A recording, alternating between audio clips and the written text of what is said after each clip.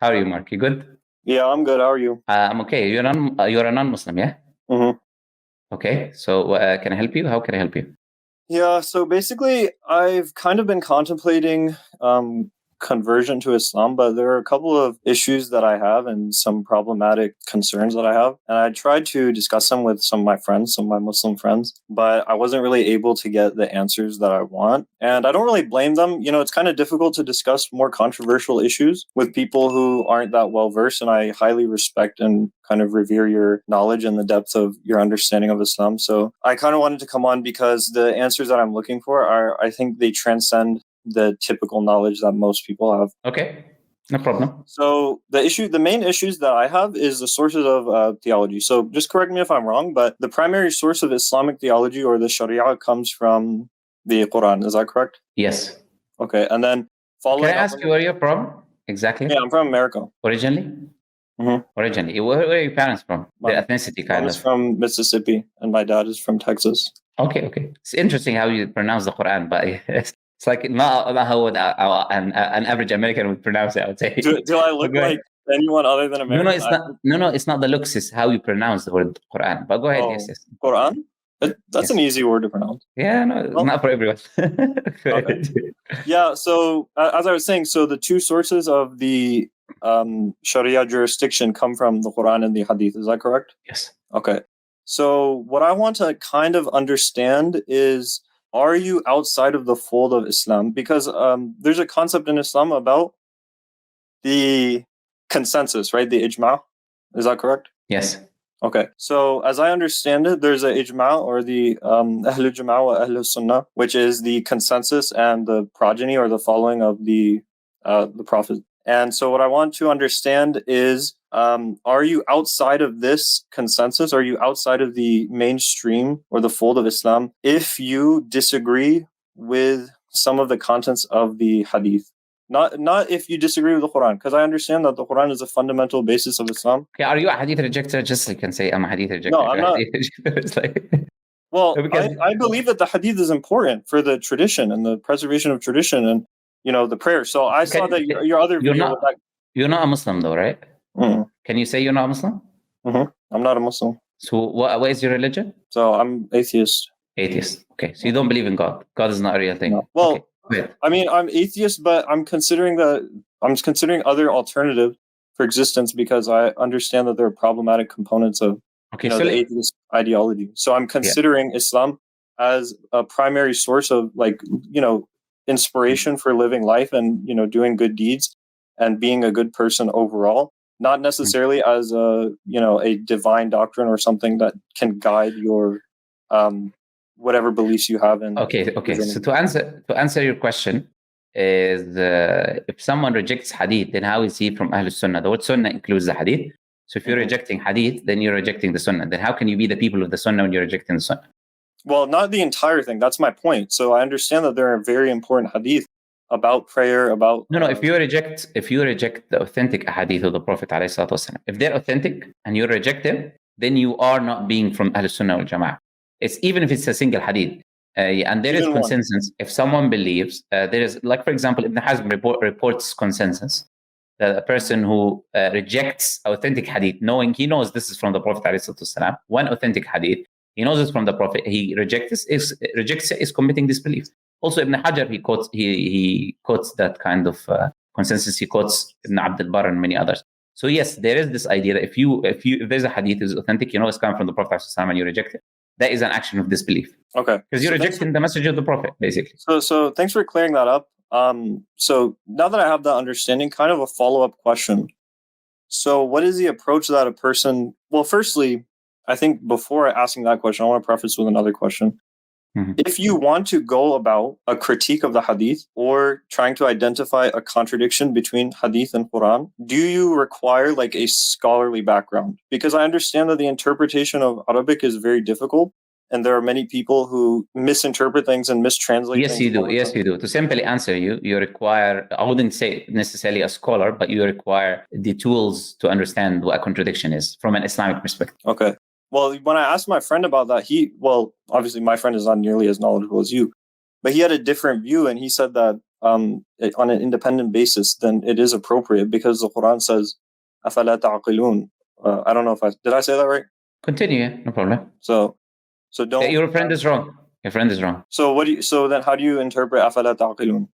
أَفَلَا تَعْقِلُونَ has nothing to do with contradictions. It just means don't you reason. And depends which verse. It depends which verses are you talking about, because there are so many verses in the Quran that says أَفَلَا تَعْقِلُونَ. So you need to take the context of the verse and what the verse says, and then it ends by أَفَلَا تَعْقِلُونَ, because it's already give you a sign or talk to you about a specific topic. Now, no one says don't use reasoning. A part of reasoning is to understand that certain texts, religious texts, you need certain tools in order for you to understand it. So it is against reasoning that you do not learn the tools to understand the scripture and then think that you understand what you're saying and say that there is a contradiction. So it is absolute reasoning to understand that you need the tools, and you need to use those tools in order for you to understand what a contradiction is and what is not a contradiction. Okay. So that's the answer to what you're saying. So, I mean, I guess, yeah, that's, why I came on here, so that I could, get a more nuanced understanding of it and try to cast it in a light of knowledge, because I am very ignorant about matters like this. But I do think, and I don't know if you'll agree with me on this, but I do think that from the Quran, we can kind of get the impression God calls upon his followers to question things. Do you agree? Like, to question whatever is being proposed, in a theological capacity. Not whatever, no. In fact, there's explicit verses in the Quran that says don't question certain things. يا أيها الذين آمنوا لا تسألوا عن أشياء. No, يا أيها الذين آمنوا لا تسألوا عن أشياء إن تبد لكم تسؤكم وإن تسألوا عنها حين ينزل القرآن. This is an example where Allah says, "Oh, you who believe, do not ask about certain things if you ask upon. If you ask and they were revealed to you, they will be difficult for you." And then there is a reason for revelation of this verse in the Hadith, for example. A man was asking the Prophet ﷺ, is Hajj obligatory every year? And the Prophet didn't respond. And he asked him again, and he asked him again, and he asked him again. Then the Prophet said, you asking about certain things that if you kept asking about and I give you an answer, it would be, and you wouldn't be able to fulfill the obligation. You wouldn't be able to go every year. So do not ask about certain things that can be difficult for you if you ask. So yes, a level of inquisitiveness within reason to do with important things, it is acceptable. But absolute just asking is not correct. And in fact, the Prophet ﷺ explicitly says, "In Allah kariha lakum kathrat as-su'al." Allah has disliked that you just keep asking questions for no reason. Why is this? Why is this? Why is this? Why? For never ending why. So it's not. There is a balance, and there is a middle path, and there is a wise way to go about asking questions, and this is what Islam allows. So what about again referencing the Quran? What about the ayah that says, I don't know if I'll say this correctly, but وَلَا تَقْفُ مَا لَيْسَ لَكَ بِهِ عِلْمٍ إِنَّ السَّمْعَ وَالْبَصَرَ وَالْفُؤَادَ كُلُّ أُولَٰئِكَ كَانَ عَنْهُ مَسْئُولًا. So That's true. This verse is addressing you. It is? Yes. My interpretation of it is that if you don't believe something... It's addressing you. Do not speak that which you don't know. You cannot interpret because you're not a Muslim. You don't even know anything about Islamic sources. So that verse that is saying, do not speak that which you do not know, is addressing you because you're given an interpretation of the Quran, you're not even a Muslim. You want to tell us what the Quran says. So that verse is addressing you. Of taqfu? Taqfu here, taqfu can mean multiple things. One of them is to say, as Abdullah ibn Abbas says, and it can mean to follow that which you do not know. It can mean different things. One of them is to say, which is like you're doing right now, saying that which you do not know. Yeah, well, that's why I'm trying to get into conversation with you. So, but you said your interpretation of it, which means that you're given an interpretation. You're not asking a question. You're given an I'll concede that my interpretation of it was incorrect. I mean, again, I'll humble myself and say, no problem. You're way more correct and knowledgeable on these matters than me. But so I guess kind of expanding on that, what do you think is a good resource? I mean, I don't know if you're comfortable with it because it seems like you don't have that much of an affinity, or maybe you're exhausted, from people who question the hadith. So is it okay right now if I brought up some certain hadith, or do you think it's not an appropriate context? No, it's not really that I have an affinity or don't have an affinity, but I do feel like certain people come and they pretend that they're not hadith rejectors or they are hadith rejectors, and they even go to the extent of lying that they're not hadith rejectors. Then all of a sudden they speak clear Arabic, Quranic Arabic for I don't know from how, or just start pouring clear Quranic Arabic. And then in reality, they try to do that in order for them to come and just ask questions in a way where they're seeming like they're polite and all of that. Some people do that. So I do have a problem with those type of people. But sincere people, you probably, if you've been watching the stream, I can easily deal with them and engage with them and speak to them. But people who have two faces and playing games, those people, I obviously don't like to waste a lot of time. Sorry, I didn't speak about you. I said people, right? Oh, why did you take it upon yourself? Are you one of those people? No, of course not. So why I'm genuinely interested in learning. I'm genuinely interested in learning about the science of hadith and. Okay, so I was talking.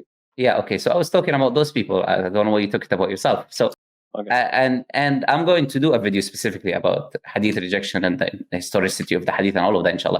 I'm going to do a specific video about that. And then I'm going to release it. And then you can probably, if you have questions specifically to do with the hadith other than what I already said, you can look at that video, watch it, engage with it, and then come to the conclusion with your like classical Arabic reading of the Quran, okay? So there's no way that you would be able to answer a question that I have, not even one question about the...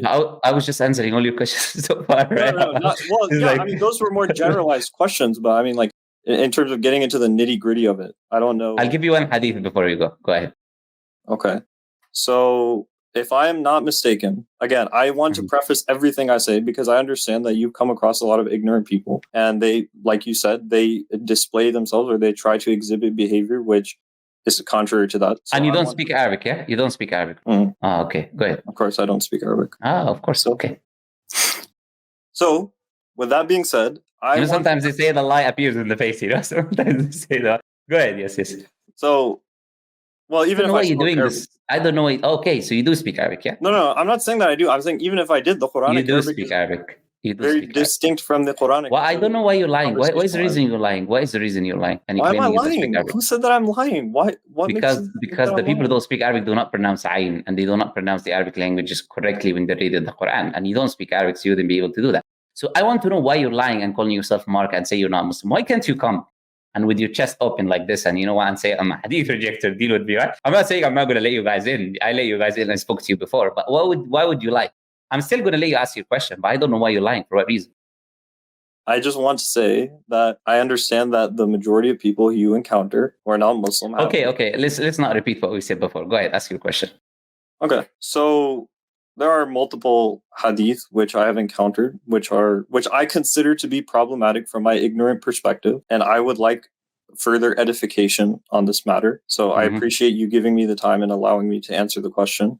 And look, he's laughing at the Arabic letters because he can read it. Because he can read them, and he claims he can look, and he's reading them now, and he's claiming he doesn't speak Arabic. Okay, yeah, go ahead. So we exposed you to that you're lying. I can't speak it. I can read it. There's a difference between speaking and reading. Yeah, of course. Yeah, sure. Okay, people can see you lie, but go ahead. Ask your question. Okay. So the question that I want to ask primarily concerns the topic of whether or not the Prophet was sent with an ayat or a sign or a miracle. So as you know, and I think this is a mutawatir hadith in Bukhari and Musnad and Muslim, that there is a transmission or there is an account or a testimony of the splitting of the moon. So it's not in the Quran. So it's not the Quran. Okay, yes, there is I think in Surah Qamar, there is, but the tafsir in that ayat says that it is addressing the final hour. That is the official tafsir.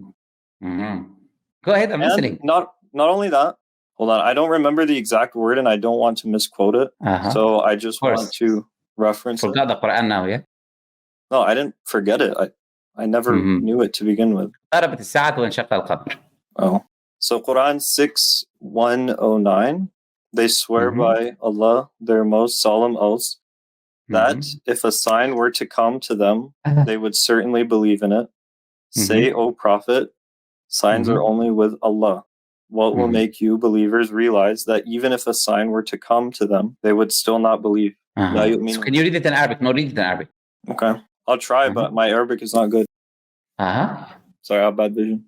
Oh, no problem. Yeah. Okay. وَأَقْسَمُوا بِاللَّهِ جَهْدَ أَيْمَانِهِمْ وَلَئِنْ جَاءَتْهُمْ آيَاتٌ. Anyways, ask the question.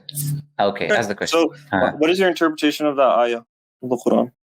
It's clear. The moon has split and it's a sign, and when they saw the sign, they denied. So the Quran is saying that there's a sign that was given to it. Oh. Okay, thank you for coming on, Mark. Wait, there's another Quranic verse. Thank you. No, you asked the question. You said you're going to ask a one, and I give you the chance to ask one, and people can see now, like they're all asking to kick you. But I'm going to let you go nicely. Thank you for coming. Thank you, Mark, because what a lot of people do like you, they come and then they pretend it's very nice. Oh, you're interrupting me. You're not letting me speak. And they play this game. I never said that. No, not you. I said Hadith Rejectors, they do that. I said a lot of people. I never did anything disrespectful. Oh, no. Yeah, absolutely. You haven't. You're just lying, but nothing else. But other than that, look, a lot of people come and they kind of pretend to be something. And I don't know why they're scared. I don't bite. I usually deal with the people. If they're respectful, we deal with them respectfully. If they're not, then we would expose their lies. But What otherwise, is your issue, anyways? I don't understand. If I want to ask a I have question, no issue. what does the presentation of the question have to do with the question itself? Nothing. I answered your questions. Oh, I know, but it seems like you're kind of accusing me of lying and you're taking offense. Are you gaslighting now?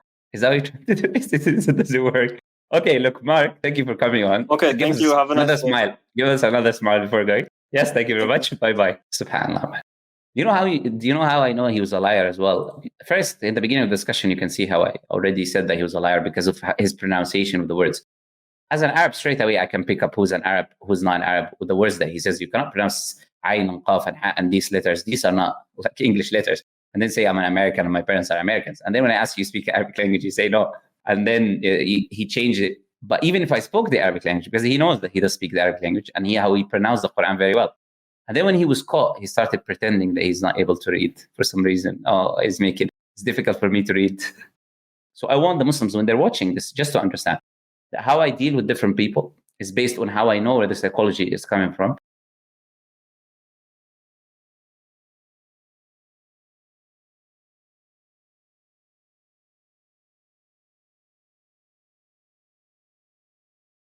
Basically.